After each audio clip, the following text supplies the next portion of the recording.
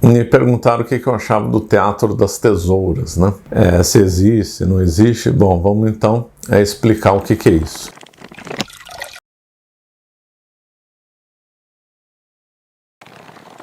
Essa técnica é atribuída a Lenin, né?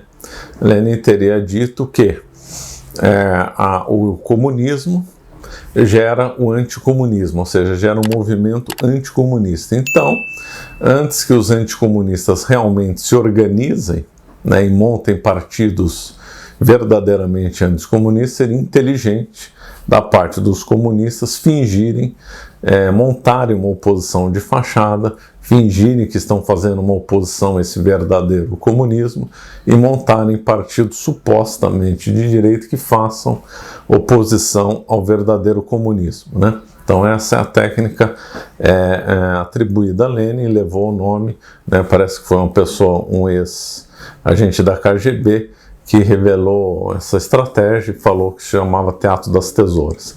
Isso daí, na realidade, essa técnica podemos compreendê-la também pela ótica militar, né, do chamado movimento de pinça. Então, quando um exército vai atacar outro, e esse outro vai se utilizar da técnica, da estratégia, melhor dizendo, da movimento de pinça, ele abre, né, o exército que vai estar se defendendo, ele abre em dois lados opostos, né, para atacar o flanco, os dois flancos, né, do exército que está atacando, e para depois fechá-los lá na frente. Ou seja, um verdadeiro movimento de pinça, ou seja, um mesmo comando central que reúne duas forças opostas com o objetivo de aprisionar e vencer o exército. O Teatro das Tesouras e o movimento de pinça é uma técnica, então, de controle da sociedade. Então, se geram uma situação e uma oposição, uma suposta oposição que aparentemente seria contra esse movimento originário, e assim se controla a sociedade, se prende a sociedade exatamente como uma pinça. E isso é de fato muito do mal, claro, mas é muito inteligente. Vamos supor que a gente queira dominar a política de uma cidade. Seria muita ingenuidade a gente dominar só um partido político. A gente teria que dominar dois, de tendências opostas, porque aí qualquer um que ganha, a gente que está mandando. Então, nessa visão do Lenin, o jeito de controlar a sociedade, né, esse movimento de pinça, tem que criar, então, duas oposições falsas, que na realidade realizam o mesmo objetivo, só realizados apenas por caminhos diferentes, né? Então, essa é a estratégia. A social-democracia e o socialismo clássico exatamente fazem esse movimento de pinça, né? Esse teatro.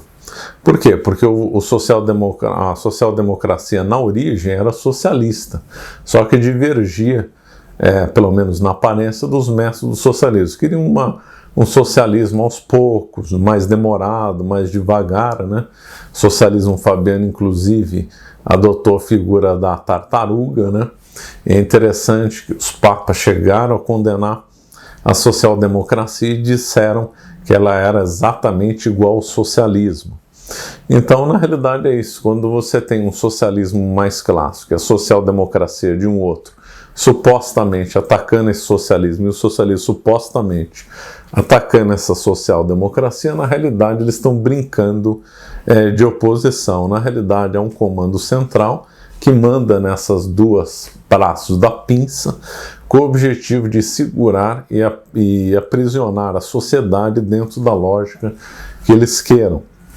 Se uma população vota nos mais radicais socialistas, muito bem, o socialismo é levado mais rapidamente para essa sociedade.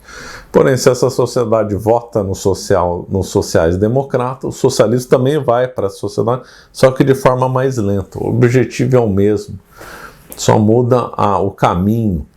Então, é certo que não só no Brasil, em outros locais do mundo, se geram oposições de fachada, ficam fingindo que brigam um contra o outro e na realidade têm os mesmos objetivos e enganam a população. Só que no Brasil ficou claro, né, pós regime militar a partir de 1985, né, quando os militares deixaram é um Brasil com uma economia arruinada, e deixaram praticamente só partidos de esquerda atuarem no Brasil. Antes do regime militar, nós tínhamos uma direita anticomunista organizada. Depois que os militares deixaram o governo, acabou essa direita organizada, só tinha gente de esquerda, né? A economia estava desorganizada, as universidades estavam infestadas de esquerdistas, a mídia estava na mão dos esquerdistas, só tinha esquerdista no Brasil no final da década de 80.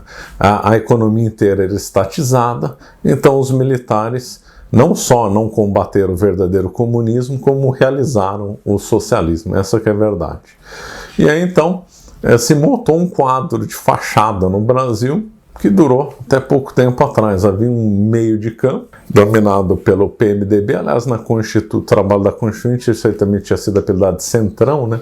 Mesmo nome que se dá àquele centro, né? Que é dominado pelo PMDB, e aí se criou duas linhas supostamente opostas, né? Que depois foi comandado pelo PSDB, e outra linha pelo PT. Aí ganhou o PSDB, depois ganhou o PT, depois veio a Dilma, foi derrubada, veio o Temer e tal, aí até que vem o governo do Bolsonaro. Mas aí desde 85 até o governo do Bolsonaro, o Brasil brincou que havia oposição, né?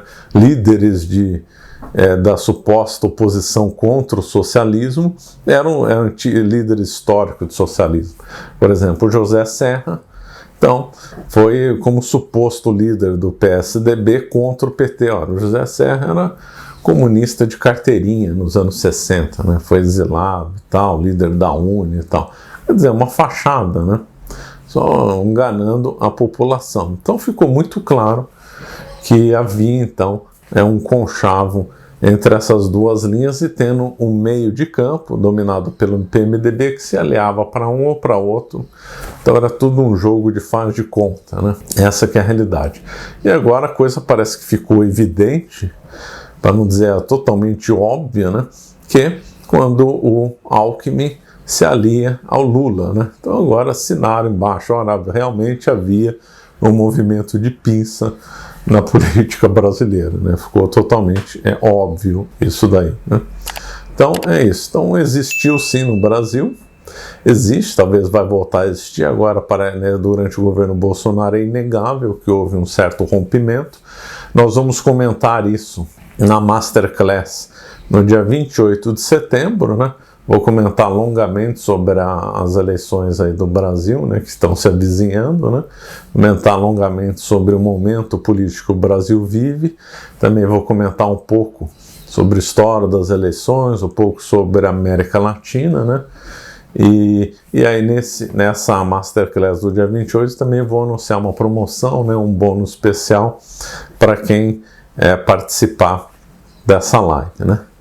Então, traduzindo em miúdos, esse movimento de pinça realmente existiu no Brasil e em outros locais também.